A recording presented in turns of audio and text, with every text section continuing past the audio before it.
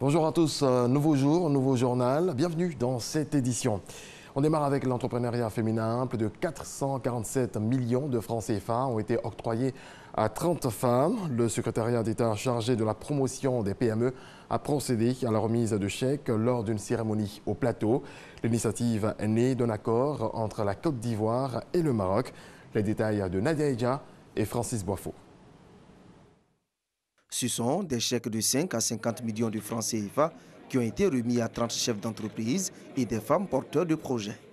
Pour cette 5e remise de chèques aux femmes entrepreneurs, ce sont 447 500 000 francs CFA qui ont été décaissés.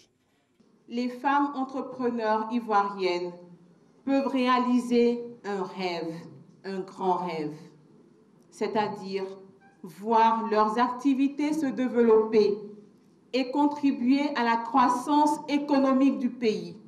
Fruit d'une collaboration entre la Côte d'Ivoire et le Maroc, le taux d'intérêt de ces prêts est de 8%. Le secrétaire d'État chargé de la promotion des PME exhorte ces femmes à bien gérer les fonds mis à leur disposition. Vous devez mener à bien le projet que vous avez vous-même présenté afin d'en tirer le meilleur parti. Vous pourrez mettre donc en pratique les formations que vous recevrez de la part de l'agence Côte d'Ivoire PME. Vous rembourserez ainsi rapidement vos prêts et permettrez à vos autres sœurs de bénéficier du fonds Bassi à leur tour. Depuis décembre 2017, 210 femmes bénéficient de cet appui financier qui favorise l'entrepreneuriat féminin pour un montant évalué à plus de 3 milliards de francs CFA et un taux d'absorption de 61%. C'est une bonne nouvelle pour les jeunes et les demandeurs d'emploi de Yamoussoukro. L'agence Emploi Jeunes a désormais une représentation dans la capitale politique. Le guichet de Yamoussoukro a été inauguré. Kader Sogodogo. Le gouvernement ivoirien fait de l'emploi des jeunes une priorité majeure.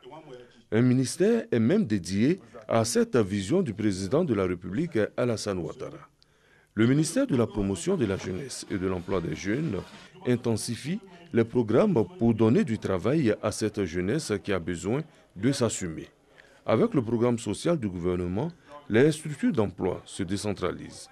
Yamoussoukro a désormais son guichet emploi jeune.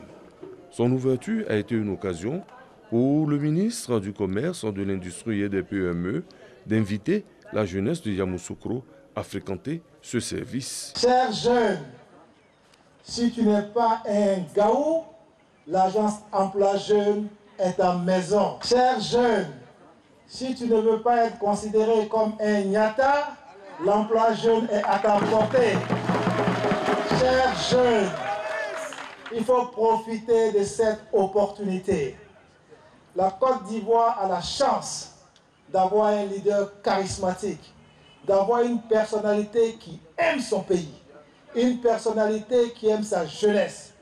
La jeunesse de Côte d'Ivoire, c'est 77,7% de la population ivoirienne. La jeunesse de Yamoussoukro a décidé de saisir cette opportunité.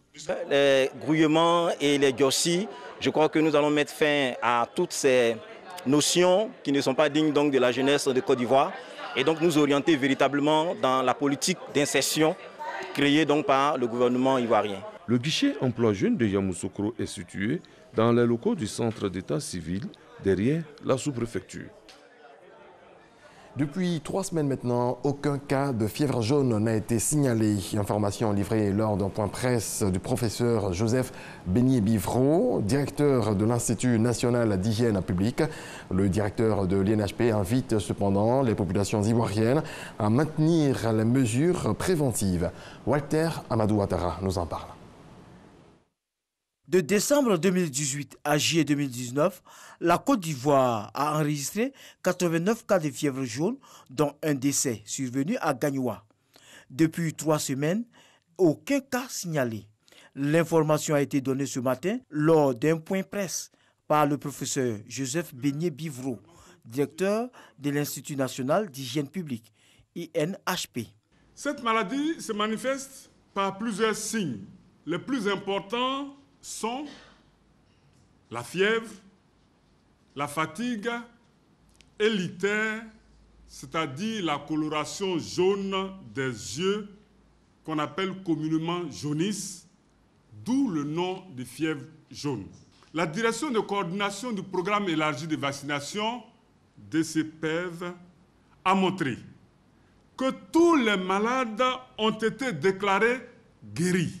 Le district sanitaire de Cocody-Benjerville est l'épicentre de cette épidémie de la fièvre jaune. Pour éviter la propagation de cette maladie, les populations sont invitées à continuer à observer les mesures préventives. Le ministère de la Santé et de l'Hygiène publique a priorisé la lutte antivectorielle, la sensibilisation, la surveillance épidémiologique et la vaccination pour riposter à cette épidémie. Ainsi donc, les mesures suivantes ont été mises en œuvre, notamment la sensibilisation des populations sur les mesures d'hygiène et d'assainissement, la vaccination des personnes encore non vaccinées et celles qui vivent dans l'entourage immédiat des malades. La fièvre jaune est provoquée par le virus Amaril, transmis par l'homme par la piqûre du moustique tigre de couleur blanc-noir. Un vaccin protège à vie, disponible à l'INHP de Trècheville. Ce vaccin coûte 5 500 francs CFA, y compris le carnet stické. Le commentaire de Issaïo. Parlons à présent de litiges commerciaux. 700 dossiers sur 800 enregistrés ont été traités par la Cour d'appel de commerce d'Abidjan. C'est sur la période du 31 mai 2018 au 31 juillet 2019. L'institution juridique fait donc un bilan de ses activités. Davis Oyo, Herman Guivé. Ouverte le 18 mai 2018, la Cour d'appel de commerce d'Abidjan fait le bilan de ses activités. Cette juridiction est chargée du règlement des contentieux commerciaux en appel. Durant la période du 31 mai 2018 au 31 juillet 2019, la Cour d'appel de commerce d'Abidjan a enregistré près de 800 dossiers et rendu 700 arrêts. Notre mission, c'est de réjuger en appel les décisions rendues par le tribunal de commerce d'Abidjan. Et donc il y a à peu près 800 plaideurs qui sont non satisfaits des décisions du tribunal de commerce qui nous ont saisis pour que leur affaire soit réjugée. Et sur ces 800 dossiers, nous avons rendu à peu près 700 arrêts. Donc les autres dossiers sont en cours et on les répondra en octobre. Quand on fait le rapport entre les confirmations et les infirmations, on a confirmé plus de décisions que nous en avons infirmé. Pour le représentant du garde des Sceaux, ministre de la Justice et des Droits de l'Homme, la justice ivoirienne est dans un processus d'amélioration continue, d'où la création de cette juridiction.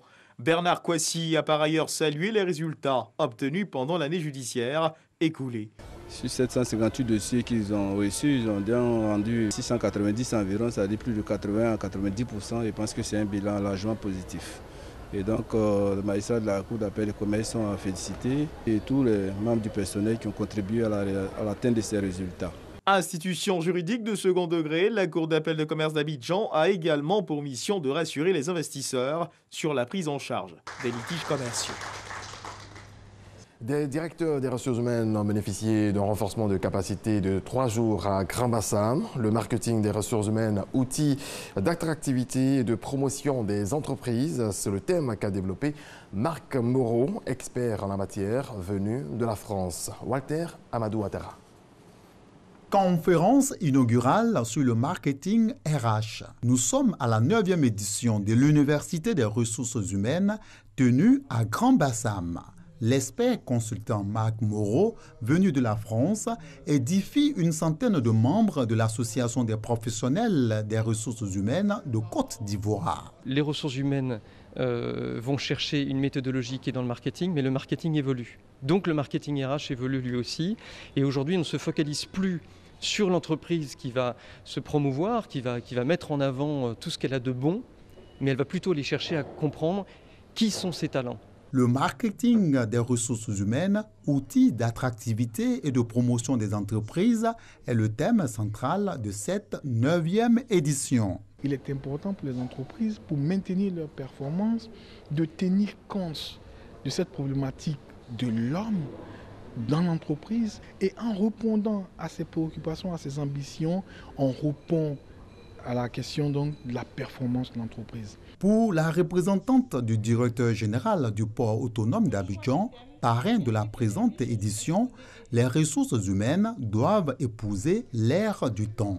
Les ressources humaines sont le levier indispensable à la performance des entreprises et les gestionnaires que vous êtes se doivent d'être en permanence en éveil.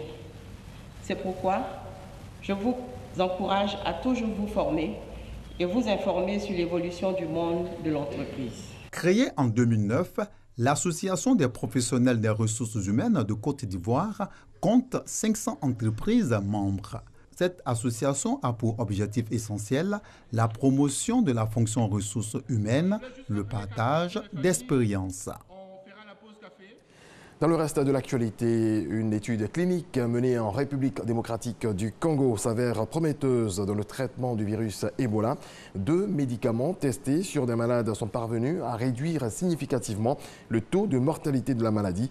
Les résultats définitifs de l'étude ne sont cependant pas encore connus. On part au Canada. Toronto subit une importante vague de violence depuis 2 ans. Le premier week-end d'août, une vingtaine de personnes ont été blessées lors de fusillades. Une situation qui préoccupe non seulement les autorités de la ville, mais remonte jusqu'au sommet de l'État. Voilà, c'est la fin de ce rendez-vous de l'actualité. Merci à toutes et à tous de l'avoir suivi.